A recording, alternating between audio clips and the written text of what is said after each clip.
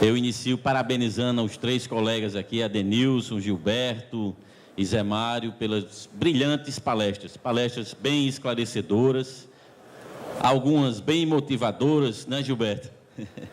Não conhecia esse lado de Gilberto aí.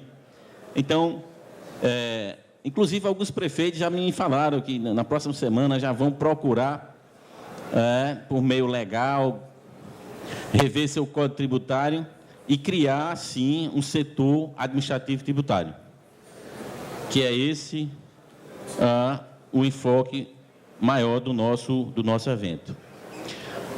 Eu já estou com algumas perguntas. A arrecadação do IPTU atingiu 30 bilhões e do ITBI 11 bilhões, ou seja, o IPTU arrecada 3 vezes mais do que o ITBI. Como justificar que o ITBI de João Pessoa excede o IPTU?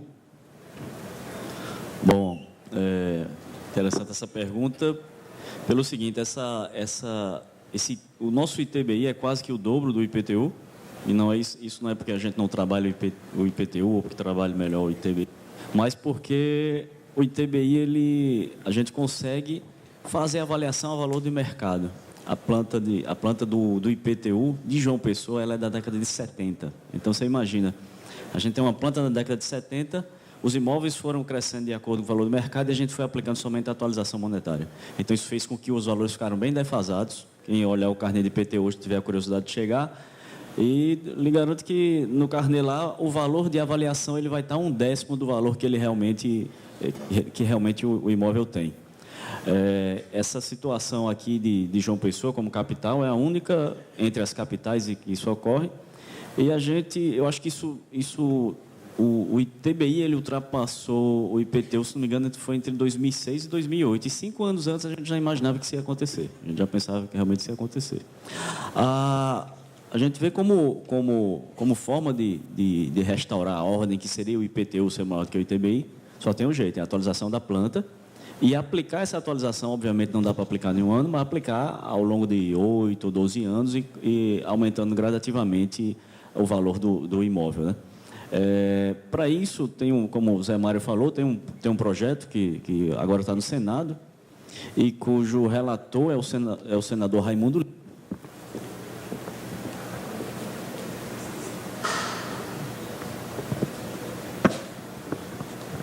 Então, o senador é o Raimundo Lira, né, que é aqui da Paraíba. E eu já tive conversa com ele, fui lá com a Abraço, que é a associação que reúne os secretários de finanças das capitais, para a gente levar para ele a importância desse projeto, desse projeto, semelhante ao que fez a 157, ele coloca como obrigação do município atualizar a planta de valores pelo menos a cada 4 anos, senão seria renúncia de receita, improbidade administrativa. Então, a gente vê isso aí como uma forma. As outras ações que melhorariam o IPTU a gente já faz. Atualização cadastral, revisão, georreferenciamento, isso aí é feito. O determinante realmente é o valor da planta de valores. Obrigado. Uma pergunta é José Mário. Pergunta feita por Madalena Cristina de Lucena de Souza. No caso de laudêmios, no qual não ocorre a transmissão da propriedade do imóvel, mas apenas a transferência do domínio, a cobrança do ITBI fica comprometida? Como recolher o imposto nesses casos?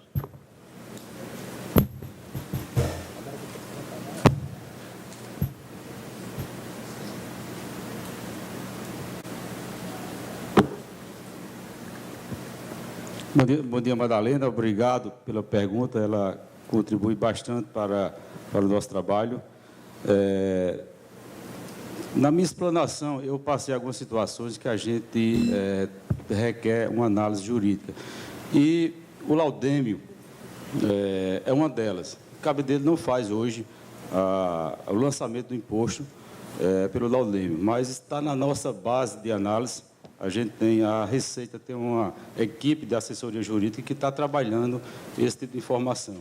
Tem informação interessante sobre o laudêmio, é que 20% das receitas administradas pela Receita Federal dos imóveis da União fica com o município. E é interessante que os municípios façam a atualização desses valores, desses imóveis que são pertencentes à União, que são, na verdade, administrados pela SPU, né? Secretaria do Patrimônio da União.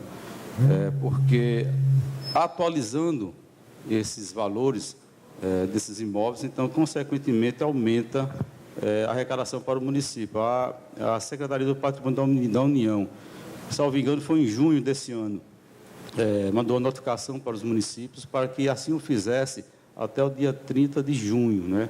Para que eles pudessem atualizar a planta genérica deles e, assim, consequentemente, aumentar a nossa receita. Então, Madalena, infelizmente, a gente realmente ainda não está lançando o ITBI. Estava aqui presente e acabou saindo a nossa assessora jurídica, a doutora Daniela, que essa temática está na nossa base de análise, para que a gente possa ver qual a maior segurança jurídica nesse lançamento. Infelizmente, até o momento, a gente não assim o faz. No início deste ano, ela deu um crescimento grande. Hoje tem 75 e já várias prefeituras fizeram adesão agora, no intervalo, na equipe aqui da Junta Comercial. Portanto, os outros prefeitos que estiverem aqui e que ainda não aderiram, podem procurar aqui o estande da Receita Federal, da Junta Comercial, em especial da Junta Comercial, e o do SEBRAE. Um ponto super importante, custo zero, 0,800 para as prefeituras, só tem benefício. Então, Gilberto, colega Clívio Soares, se eu errei aqui o nome, aqui tem Clívio Soares de Alagoa Grande. Quero saber como posso monitorar o recolhimento do ISS do Simples Nacional individual por contribuinte no meu município. Lívio, não é isso? Aqui tem Clívio. Clívio. Bom dia, Clívio, todos. Olha, para você monitorar, tá, ou acompanhar, digamos, o ISS, tá, por contribuinte, qualquer que seja ele, primeira necessidade, certificação digital. Tá? Porque você só consegue isso através do acesso ao portal do Simples Nacional, disponibilizado para entes federados. E aí tem que ter certificação digital. Então, se a Alagoa Grande, a Alagoa Nova já tem a certificação digital, e se você, Clívio, tem esse certificado digital, então você pode facilmente, com relação a isso, buscando exatamente o PGDAS do contribuinte. Através do CNPJ dele, você entra lá, tem dentro do portal Simples Nacional, tá?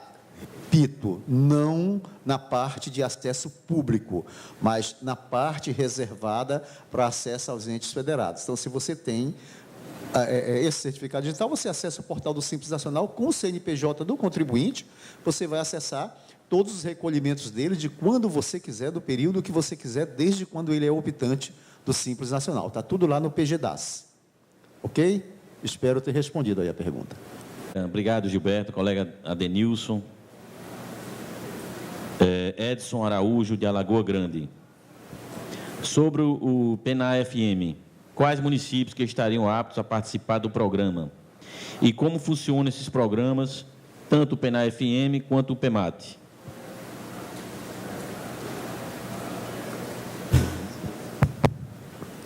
Bom, o PENA-FM, como eu disse, ele está começando agora a terceira etapa.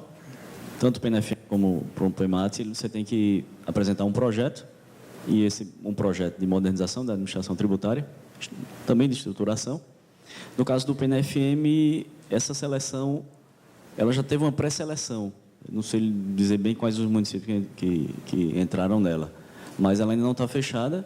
Tem que procurar o site do Ministério da Fazenda, procurar pelo programa PENA-FM, e lá tem umas informações mais detalhadas. Quanto ao PEMAT também, o BNDES ele elabora e publica cartilhas periodicamente, né? Mostrando o que tem. Também, do mesmo jeito, tem que ter projeto.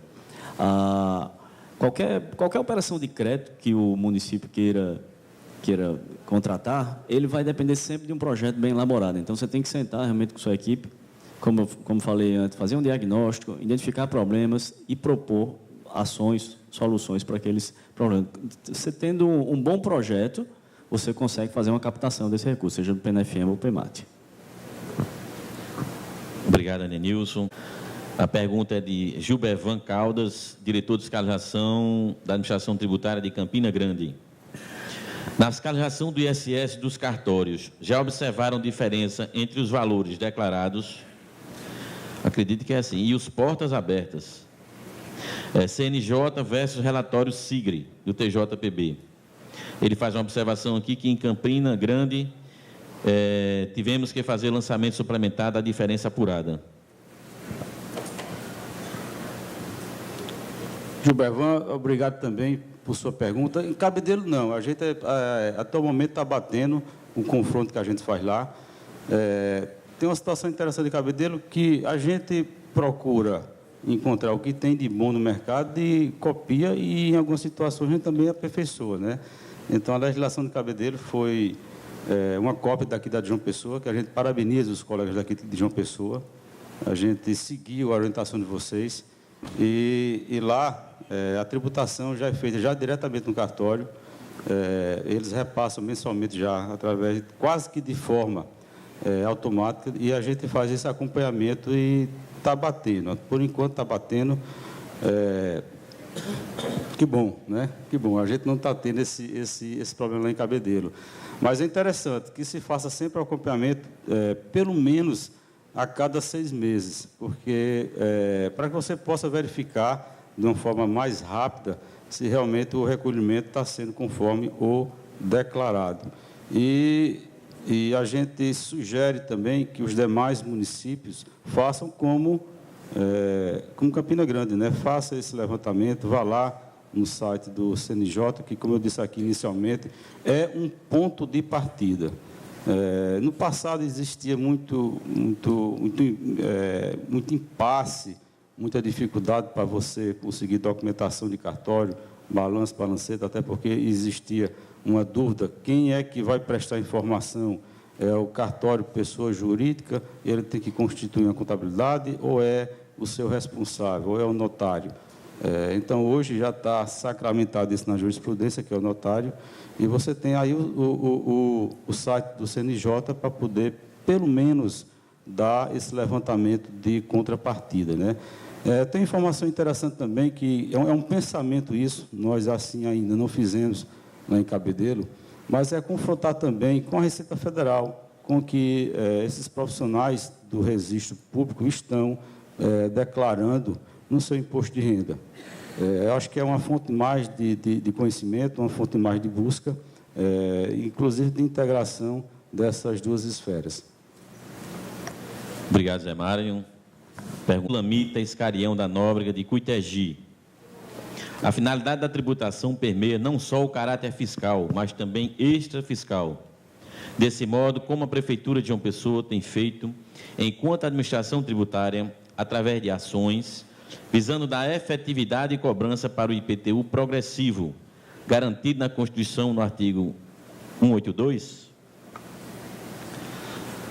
Olha aí, como eu até tinha falado, a gente tem feito as rotinas internas de administração do IPTU, mas não tem inovado muito, tanto em alíquota progressiva quanto em avaliação de básico. Pelo menos agora eu não me lembro de nenhuma dispositivo de IPTU que tenha caráter extrafiscal. Realmente, a gente já tem uma certa dificuldade com a base, então com a base de cálculo já defasada, então não abrimos para nenhuma outra inovação nesse sentido, não. Obrigado, Adenilson. Feita por Matheus Lima, de Tavares. Qual é a melhor forma de instituir a taxa de licenciamento ambiental? E exemplos de cidades que já adotam a referida medida. Matheus, obrigado também por sua pergunta. Inicialmente, é importante que se tenha no seu município a Secretaria do Meio Ambiente. Esse é o primeiro passo, né? Com seu quadro interno, nem que seja reduzido conforme o porte do município, para poder acompanhar, fiscalizar e fazer o licenciamento ambiental. O que fazer em relação à legislação? Aí o que é que eu lhe aconselho? Você pode entrar em contato conosco, a gente pode disponibilizar uma cópia da nossa legislação municipal, e você também, a gente indica de outros municípios que a gente também, quando a gente parte para uma nova proposta de arrecadação, sempre é interessante a gente verificar experiências que estão dando certo a nível do Brasil, né?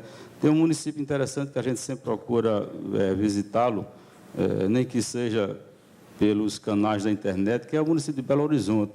Eu cito também João Pessoa, que está aqui vizinho a gente e tem também assim, um grande exemplo de arrecadação.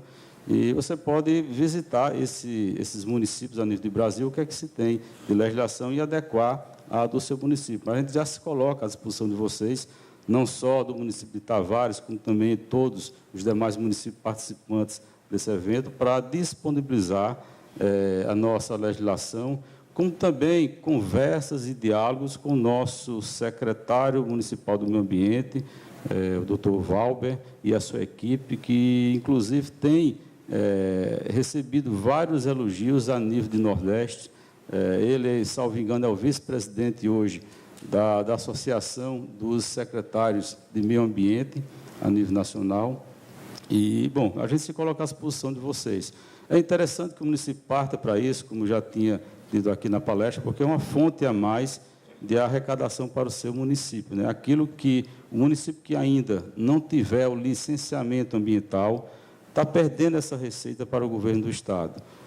Eu conversava recentemente com alguns colegas, um prefeito de Conceição e alguns prefeitos do Vale do Piancó, e eu dizia isso, que lá os demais prefeitos do Vale do Piancó que aqui se encontram sabem muito bem que na cidade de Itaporanga, que é uma cidade polo, existe hoje um grande parque industrial têxtil. E eu não sei eu não tenho informação se lá tem o licenciamento ambiental. Se tiver, é muito bom, porque aí, para a implantação de cada indústria dessa, é necessário as licenças ambientais, e elas são de um valor muito alto. Então, na ausência dessa licença, na ausência dessa legislação, desse fundo municipal de licenciamento ambiental, essas receitas vão para a SUDEMA, para o governo do Estado, e em alguns casos, nos casos mais extremos, que envolvem situações federais, para o IBAMA. Então, assim, é a recomendação que a gente faz, e a gente, mais uma vez, se coloca à disposição de vocês para trocar, para passar para vocês um pouco da nossa experiência lá de Cabedelo. Eu deixei na minha palestra o meu e-mail, e repito aqui, secretarioReceita@cabedelo.com.br.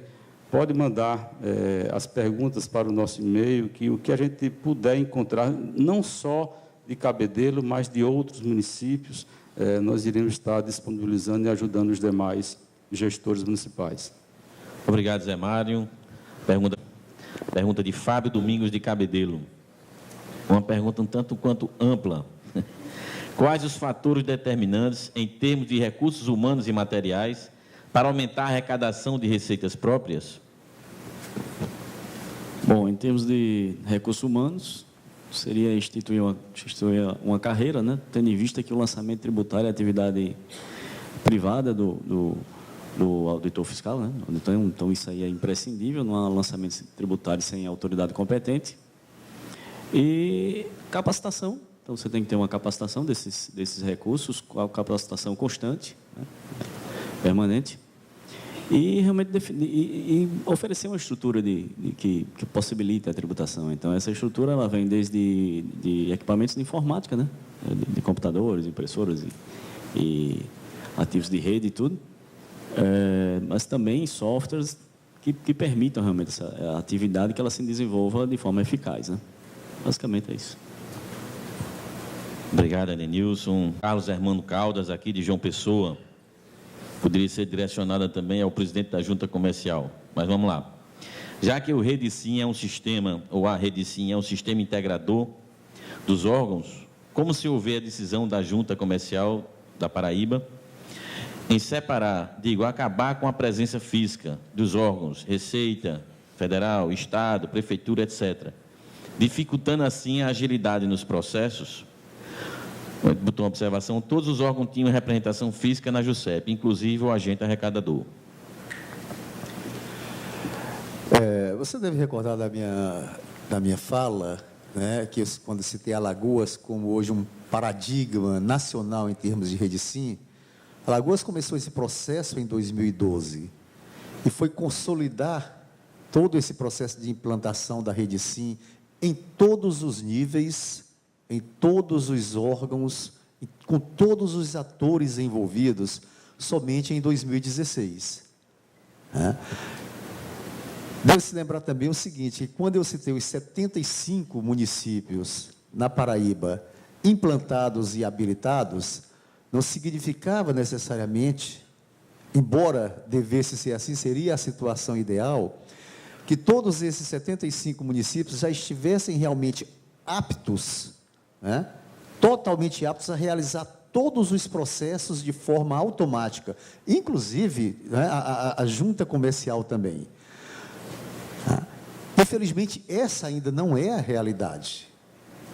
Buscamos essa realidade, mas eu tenho certeza que num tempo muito breve, com o esforço, principalmente depois dessa, digamos, dessa congregação toda de todos aqui, eu não tenho dúvida de que mais apelos recairão sobre a junta comercial e tenho certeza absoluta que num tempo muito breve esse processo será realmente de forma totalmente automática, sem a necessidade dessa presença física do contribuinte, dele pegar a senha e tudo. É um processo. Temos que ter realmente calma, serenidade, mas essa calma e essa serenidade não pode pressupor em qualquer momento a falta de vontade de fazer. Envolve muitas pessoas, muitos órgãos e tudo. Então, eu não tenho dúvida realmente que isso ocorrerá em um tempo bem mais breve do que o que a gente espera. Pelo menos é o que desejamos, que esperamos e o porquê estamos lutando.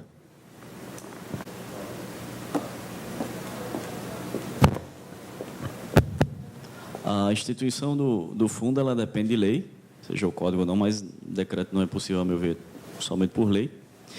E não necessariamente, você pode, digamos, colocar no fundo algumas, de forma genérica, no que vai ser utilizado, mas é interessante um decreto que regulamente a utilização do fundo. Ele, como mostrei ali no slide, ele tem que ser aplicado na modernização, na estruturação da administração tributária. Ele tem para esses fins. Então, capacitação, a parte de recurso humano, TI, software, aquisição de equipamentos diversos, em prol da melhoria da administração tributária, Obrigado, Adenil. Gilberto Mendes, de Antonione Soares Neves, da Prefeitura Municipal de Itaporanga. Com a dispensa de autenticidade de documentos e reconhecimento de firma perante os órgãos federais formalizados pelo Decreto 9.094, agora de 17, a Redicim já estuda a possibilidade de envio de documentos na forma digital, a exemplo do que faz o Tribunal de Contas do Estado da Paraíba, através do portal Gestor? Sim, com certeza. Já que você se refere ao decreto 9094, que é um decreto de aplicação no âmbito do Executivo Federal, o famoso DBE, documento básico de entrada lá para a geração de CNPJ, a partir da implementação da adesão do município à Redicim, da junta comercial, ele já é feito também de forma eletrônica. Ok? E respondi a pergunta, era isso? Pelo menos no âmbito da Receita Federal, a remessa de documentos na Receita Federal, que seria a entidade federal mais próxima, mais atuante dentro desse processo da Redicim, isso já é feito de forma eletrônica. Ok? Se alguns municípios, alguma junta comercial ainda não está realizando, é porque ainda não está totalmente adaptada, habilitada dentro do processo. Mas ele tem que funcionar assim. O sistema foi desenhado para funcionar totalmente de forma digital, totalmente de forma eletrônica. Adenilson. A Receita Federal tem um fundo de aparelhamento, Fundaf, que recebe 0,7% da arrecadação federal, fundamental para o financiamento da Receita. Quais as expectativas para o fundo de João Pessoa? Já há algum fundo na Paraíba?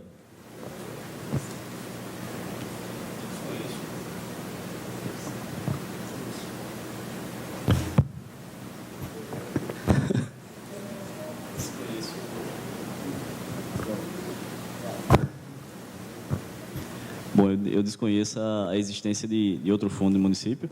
O que a gente pensa em João Pessoa, a gente está fazendo proposta ainda ao prefeito, está apresentando, a gente está pensando em 1% da receita, né? Principalmente a receita dos impostos. E a gente vê isso realmente como uma forma de agilizar, de facilitar o investimento, porque hoje qualquer investimento que a gente quer fazer para a melhoria da máquina, da arrecadação, a gente tem que passar pelo orçamento normal e concorrer com outras ações, né?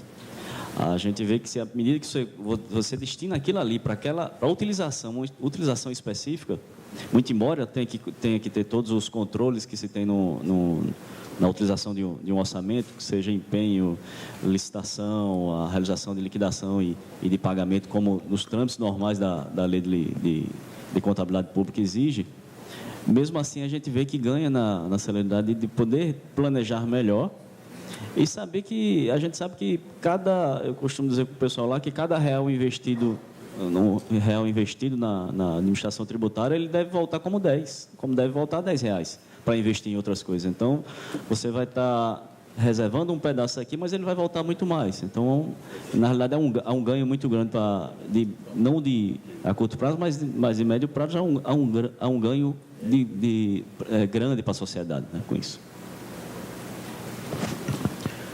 Esdras, por favor, levante seu braço aí, que a colega vai aí para a gente. Bom, tem uma pergunta aqui, é de Cassimiro Xavier de Teixeira. Ele não colocou para quem está direcionada. Vou deixar aberto aí. Quem pode orientar a operacionalização da transmissão dos dados do Cisobranet, alvarás e habites emitidos, para evitar sonegação fiscal? Aí ele colocou uma observação: o nosso município já foi multado 2 anos seguidos. A Denilson pode responder? Posso. Quem pode orientar isso? Quem pode orientar a operacionalização da transmissão dos dados do Cisobranet? Bom, a gente penou um pouquinho também com isso, né? Eu estava dando uma divergência entre os arquivos enviados, mas fizemos um ajuste no sistema nosso e hoje a gente tem conseguido enviar e já pretende usar isso aí para... A gente está vendo que outros usos a gente pode dar na fiscalização também, é isso, a fiscalização das construções também. Mas, a pergunta é se ele poderia ir lá? É isso aí? Ele pergunta quem pode orientar, se você utiliza, as prefeituras utilizam isso, né? Utiliza, sim. Ela extrai os dados dela, do Cisobranet. Sim. Se quiser, pode passar lá com a gente lá e a gente dá essa orientação de que forma pode ser feito. Tem uma pergunta aqui de Marcos Heron, de Monte Oreb.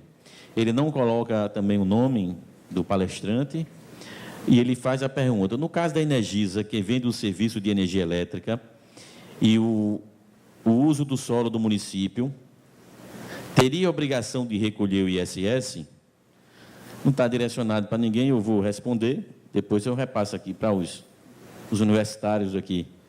Na verdade, a energia elétrica, a base de cálculo dela é do ICMS, não é do ISS. E é tributado no destino. Isso é que é bom, que os próprios estados geradores, eles não ganham arrecadação, não recebem a arrecadação do tributo, do ICMS, na produção. Os estados que recebem são os estados destinatários, que é a tributação mais moderna, seria a tributação no destino. Se fosse dessa forma o ICMS para todos os produtos, não haveria a famosa guerra fiscal. Alguém quer complementar? Só complementando, a gente tem estudado isso, mas não cobra ainda, mas em cobrar não o ISS, mas um preço público a partir da utilização do solo do município pela colocação dos postes, né? Até porque a Energisa, ela coloca o poste e aquele poste ali, ela loca ou permite que se coloque outros cabos de TV a cabo, outros, e ela lucra com aquilo ali, né? Então, isso aí é que essa cobrança que a gente tem que ter mais cuidado, mas a gente ainda estudou, ainda não fez essa cobrança desse preço público. Obrigado, Edenilson. Uma pergunta agora para Thales Rio Tinto. Como otimizar o imposto cobrado sobre o abate de animais, como gado no matadouro e abatedouro de aves, ou não se aplica à arrecadação do município?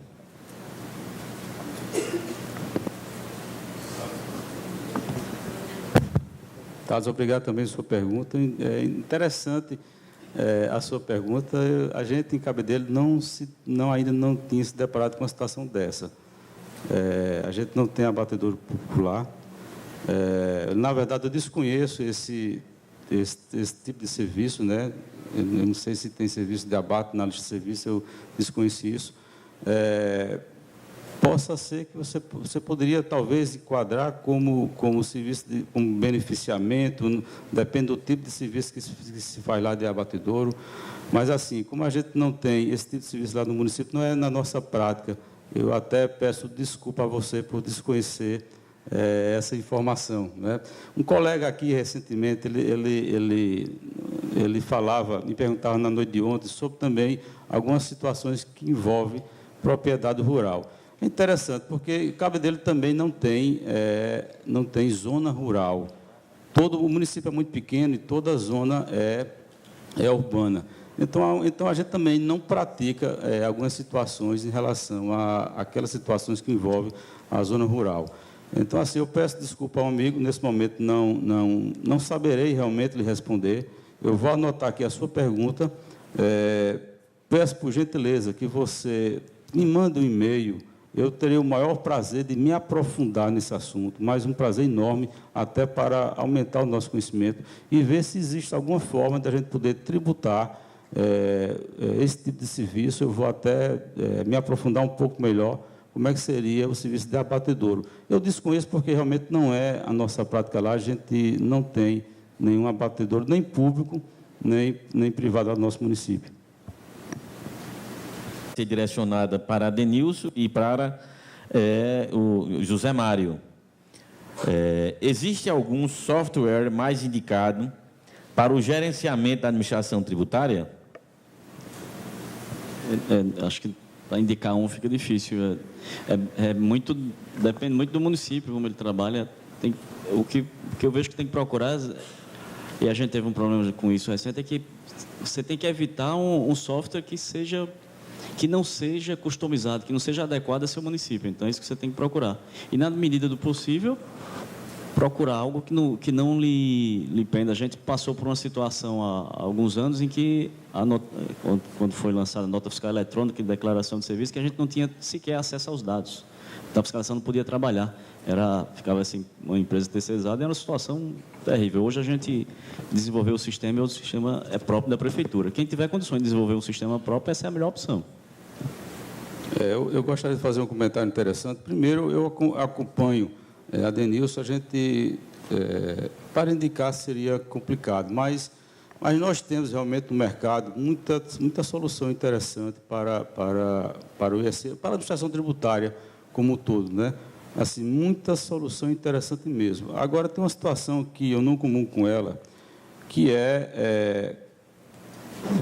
não discordando dos profissionais da área, mas quanto mais interessante a solução, mais cara ela fica, né? Então, com base nisso, a Receita Federal já vem construindo um projeto já há bastante tempo, e aí a gente teve a oportunidade. Cabedelo participa hoje de um comitê, que é o Comitê Gestor de Integração Fiscal. Esse comitê é formado por representantes da Receita Federal, representantes das capitais. O secretário do município de São Paulo faz parte tem assento lá pela Brasf. Eu tenho assento representando a Confederação Nacional dos Municípios e secretários estaduais. Então, na última reunião, há 2 meses atrás, foi nos apresentado uma proposta que a Receita Federal já vem construindo já há um certo tempo isso, que é a construção de um sistema único de gerenciamento de notas fiscais eletrônicas de serviço, acompanhado de uma cesta de TI, de uma cesta básica de TI, exatamente para ajudar aqueles municípios que, primeiro, uniformizar o lançamento da nota fiscal eletrônica no mesmo modelo que nós temos hoje para a nota fiscal de comércio. A ideia seria criar um ambiente único em que a nota fiscal emitida ela poderia ser consultada em qualquer lugar do Brasil, bastaria jogar a chave lá no sistema e você teria acesso àquela nota, como assim também já se faz para a nota fiscal de comércio, e aí se oferecer de uma forma gratuita esse sistema aos municípios. A base de dados seria gerenciada pela Receita Federal do Brasil. Ontem eu recebi uma ligação lá do comitê para estar na segunda-feira lá, me parece já para o lançamento desse projeto. Então, eu creio que um espaço de tempo muito curto, eu nunca gosto de lançar datas, né? Na última reunião, há 2 meses atrás, eu saí de lá muito otimista, né? Porque eles disseram, olha, isso aí até final de 2018 está posto para todo mundo e, enfim, é uma alegria, mas assim, a gente espera, torce que isso aconteça. E até ressalto o empenho do secretário-geral da Receita Federal, Jorge Rachid, que eu me lembro que muito bem que na reunião ele falou, a gente precisa caminhar com os municípios e ajudar os municípios, principalmente aqueles pequenos que não têm condição de arcar com sua administração tributária. Então, isso é uma proposta que já está colocada pela Receita Federal do Brasil, a gente só torce que essa proposta nos venha de uma forma mais rápida possível. Em Cabedelo, a gente tem um sistema bom também, e é uma situação interessante. Não tem sistema que faça milagre. Nessa minha trajetória, eu já tenho quase 15 anos aí de vida pública, e sempre aparecem situações para vender milagre. Olha, só um pequeno comentário, há uns 2 anos atrás, me apareceu uma pessoa, olha, eu tenho uma proposta, um sistema que faz assim assado, e, rapaz, esse cara solucionava tudo, era impressionante. Mas a experiência, a prática, a gente sabe que não é bem assim. E chega até a ser o inverso. Quando a administração tributária começa a capacitar o seu corpo técnico começa a contribuir para a formação de uma solução de informática. É dessa forma. Nessa proposta lá da Receita Federal, então, tem uma equipe de trabalho assim, muito competente, formada por técnicos da Receita Federal, da Receita Estadual e técnicos de receitas municipais, indicadas também pela Confederação Nacional do Município, que esses companheiros, auditores fiscais, federais, estaduais e municipais, que, na verdade, estão com a sua experiência, com o seu saber técnico, com o seu saber científico, contribuindo para a formatação desse sistema. Me parece, bom, quem está à frente nisso, no campo técnico lá em Brasília, é o Clóvis, se não me engano é isso, Clóvis, não é isso, Gilberto? Me ligou ontem, inclusive, está aqui em Natal, num congresso lá de contadores, e assim, eu fiquei feliz com a ligação dele, comecei a me tremer, rapaz, olha, tal, eu quero você segunda-feira em Brasília, parece que vai acontecer meu negócio. Então, se acontecer, pessoal, espetacular, a grande novidade desse sistema, dessa proposta da Receita Federal, é a cesta de TI.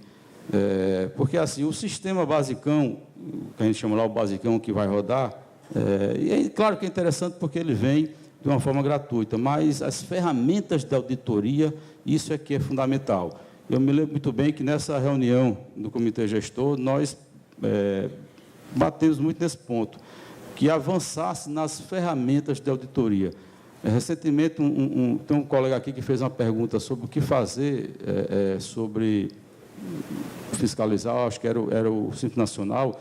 Como eu disse aqui na minha palestra, o cruzamento de informações, se você tem uma ferramenta de informática que faça isso de uma forma automática, então, assim, já é um espetáculo, você já parte para outro patamar.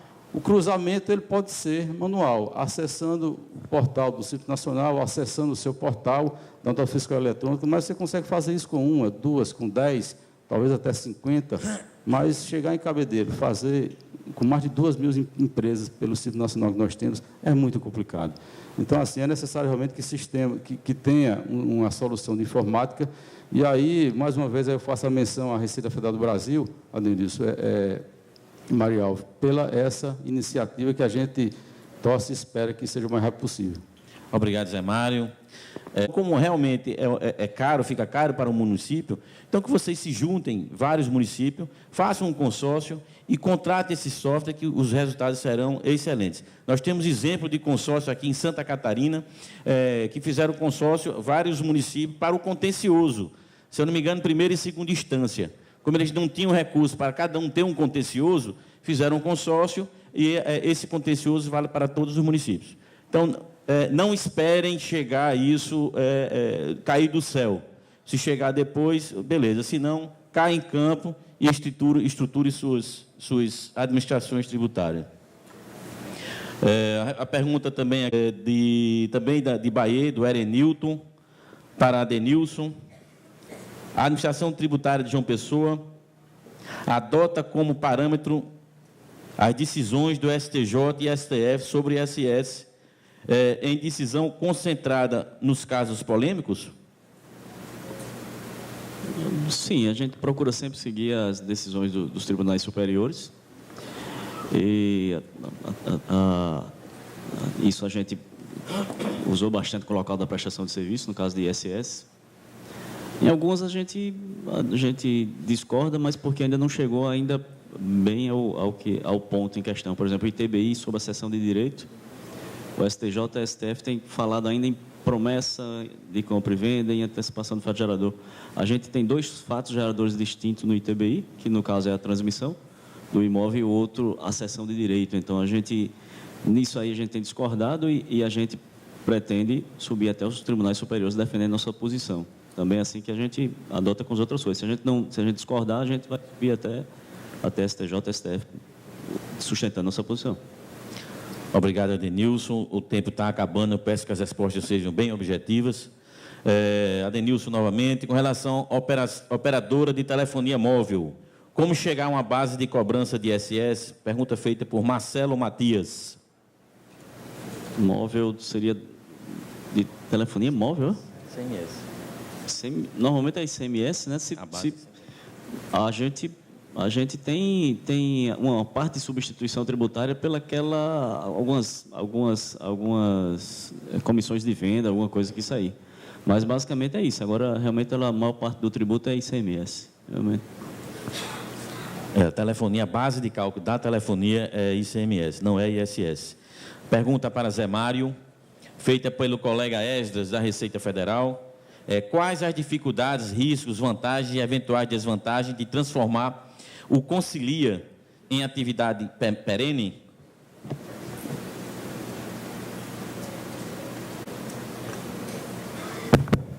Esdras, obrigado também por sua pergunta. De forma perene, eu acho complicado. Aí eu vou explicar o porquê disso. O Concilia, ele é um programa de conciliação, né? Como eu já disse inicialmente, a proposta nasceu do Conselho Nacional de Justiça, mas ele, na verdade, ele está atrelado a um benefício fiscal, ele está atrelado a um programa de refinanciamento da dívida, é o que a gente chama de refis. E aí eu vou contar uma experiência interessante lá em Cabedelo. Eu tive a oportunidade de ser secretário de Finanças no município de Cabedelo no ano de 2001.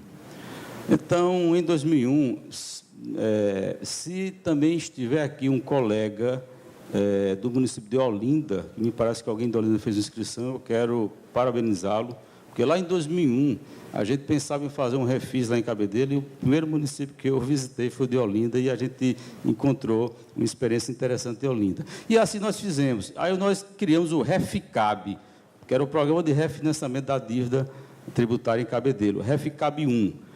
Em dezembro de 2001, eu deixei a Secretaria de Finanças e tive a oportunidade de retornar, já como secretário da Receita, em 2013.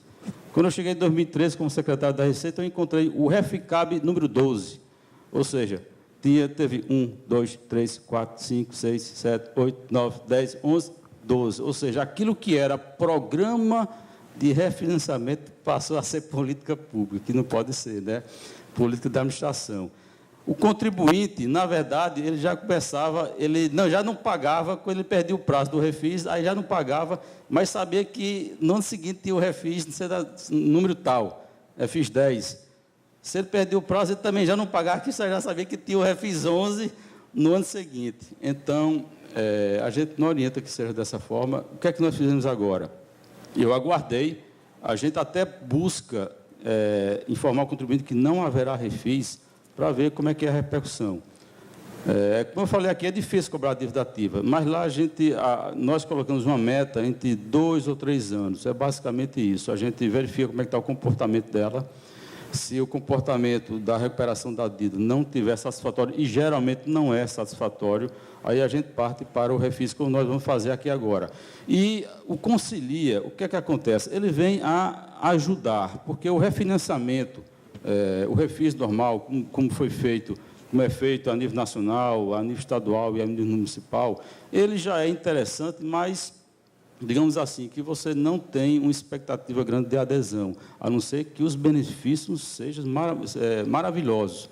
Agora, a experiência de Cabedelo, quando a gente fez a parceria com o TJ, quando nós colocamos o local para receber o contribuinte, o Fórum Municipal, quando nós colocamos uma banca de negociação, o gabinete do juiz, em que as ações de execuções fiscais, o juiz lá na hora já fazia a suspensão da execução ou fazia o termo de acordo, então a adesão foi maciça. Tanto que no gráfico aqui que eu apresentei, a gente teve uma explosão em 2015, quase que 300% da recuperação em relação aos anos anteriores. Agora, isso requer, claro, um diálogo com o Tribunal de Justiça. A gente pensava fazer esse ano, já no início do ano, não teve agenda com o TJ, conseguimos uma agenda agora para agosto, e eu não tenho dúvida que o TJ também, não só da Paraíba, mas também dos outros estados, eles estão à disposição para essa proposta, porque até facilita as execuções fiscais. É uma forma de acelerar, na verdade, a grande proposta é o nome, conciliar, né? Você fazer o conciliamento, a conciliação dessas dívidas tributárias. Obrigado, Zé Mário. Vamos encerrar aqui. Como o município fica apto, isso é uma pergunta importante, o prefeito, inclusive, me perguntou no intervalo, como o município fica apto a receber o ISS após a derrubada do veto? Está ligado aos cartões de crédito? Certo. Bom, mês passado eu tive uma reunião... Uma pergunta de Fábio Ramalho, Lagoa Seca. Certo. No mês passado, a gente teve uma reunião dos secretários de Finanças das capitais, eu fui com o diretor de fiscalização, Antônio Aldre, e o que a gente percebeu é que não há um consenso ainda entre as capitais, nem com a CNM, nem com a Frente Nacional do Prefeito, de como fazer isso. Mas o que a gente pode dizer é o seguinte: o que a gente está fazendo em João Pessoa? A gente abriu aqui a declaração de serviço para que o contribuinte possa emitir o guia avulso, então ele faz uma guia avulso e ele paga. E o que a gente vê é que a gente tem que fazer a adequação da legislação. Você tem que fazer a adequação da legislação para que permita que você possa cobrar. Quanto a estar sujeito ou não à anterioridade, a gente vai ter que discutir ainda durante o ano. Mas, de imediato, faz a alteração da legislação, se possível cobrar, cobra, e depois a gente espera essas discussões. Ainda vai ser discutido um pouco isso. Muito obrigado, Adenilson, Gilberto e Zé Mário. Eu convido agora o superintendente da Receita Federal, Giovanni Christian, para entregar o certificado aqui ao palestrante, o secretário da Receita, Adenilson.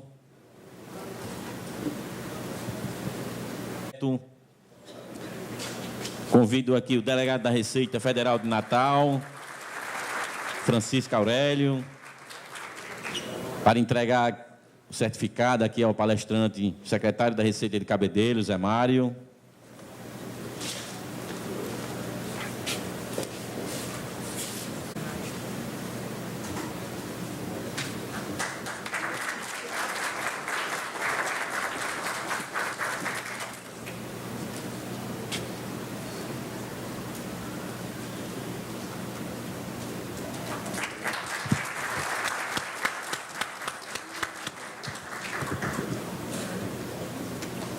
Obrigado a todos. Retorno a palavra ao